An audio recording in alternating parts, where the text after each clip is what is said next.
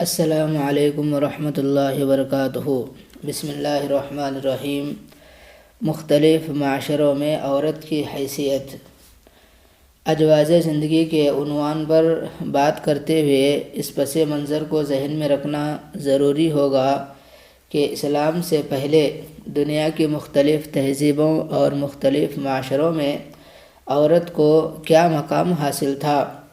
تاریخ عالم کا مطالعہ کیا جائے تو یہ بات روز روشن کی طرح عیاں ہوتی ہے کہ اسلام سے پہلے دنیا کے مختلف ممالک میں عورت اپنے بنیادی حقوق سے بالکل محروم تھی۔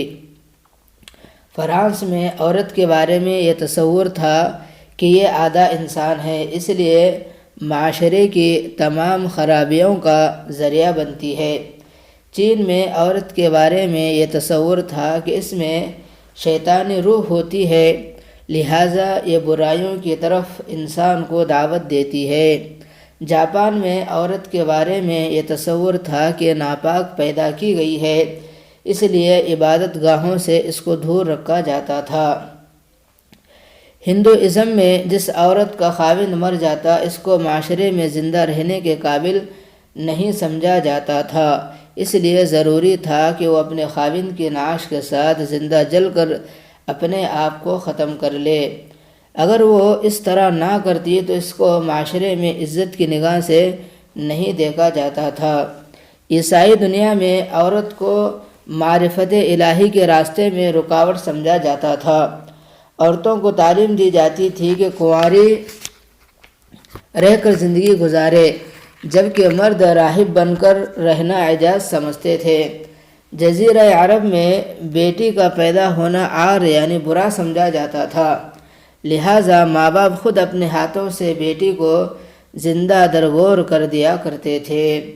عورت کے حقوق اس قدر پامال کیے جا چکے تھے کہ اگر کوئی آدمی مر جاتا تو جس طرح وراثت کی چیزیں اس کی اولاد میں تقسیم ہوتی تھی، اسی طرح بیوی بھی اس کی اولاد کے نکاح میں آ جاتی تھی۔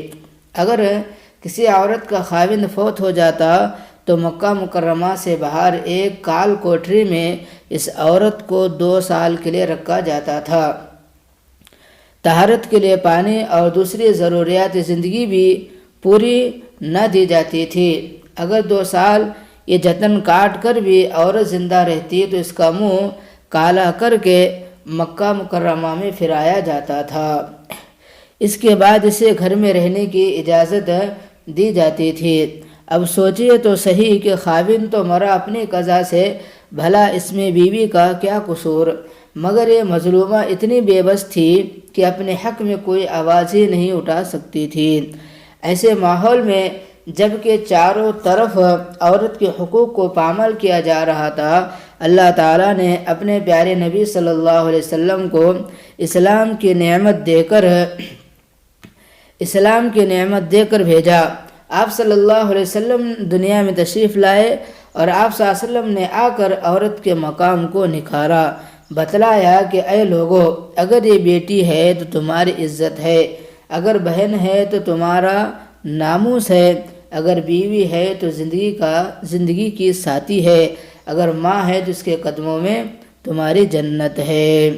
بس اللہ سے دعا ہے کہ اللہ تعالیٰ مجھے اور آپ کے ان باتوں پر عمل کی توفیق عطا فرمائے۔